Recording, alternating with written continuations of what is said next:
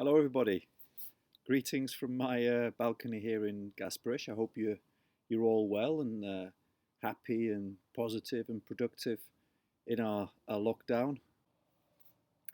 Looks like everybody's getting okay with the work that's on Edmodo, and we're moving over now to have a look at the impact of independence on the country and how well they managed their independence and the challenges that they faced with that. Now, I don't know what's going to happen, obviously, over the next few weeks and what's going to happen with the final exam. We've got to go ahead at the moment as though everything is as normal.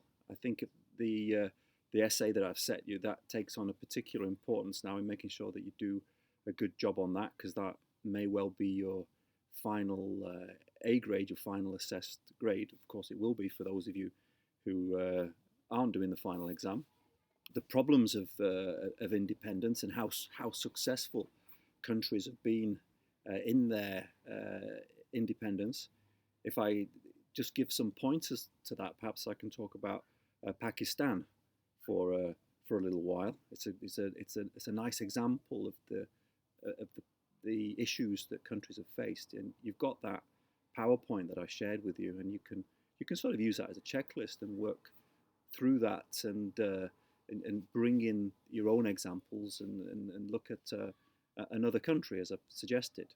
Pakistan, we saw what partition, it really got the bum deal in splitting of the assets with India. India, for example, got nearly all the trains and all the carriages, and the even the way that the railway lines were set up didn't suit the geography of Pakistan very well. And we mentioned that Jinnah, the great leader of the Muslim cause, went and died pretty well straight after independence, and the only institution that really was solid and had prestige was the military.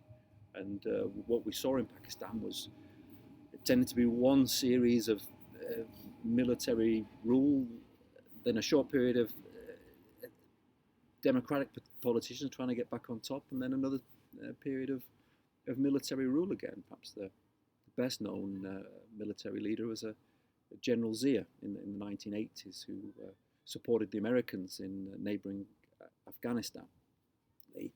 In terms of the economy, Pakistan found it very difficult to move away from a pretty feudal agricultural base, and its great problem was the sort of population explosion that it faced. The population in 1947 was something like 30 million, and that's risen pretty steadily. Today, there's more than 180 million people in Pakistan. So that's an incredible increase in population, and makes it very difficult for a country to match that with economic growth and to ensure that it can deliver improvements for people's quality of life.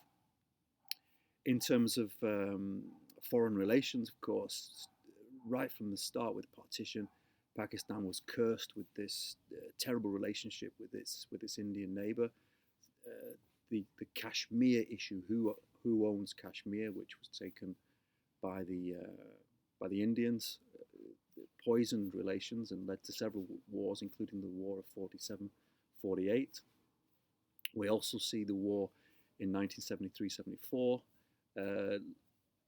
in which Bangladesh breaks away, and formerly East Pakistan, Bangladesh breaks away.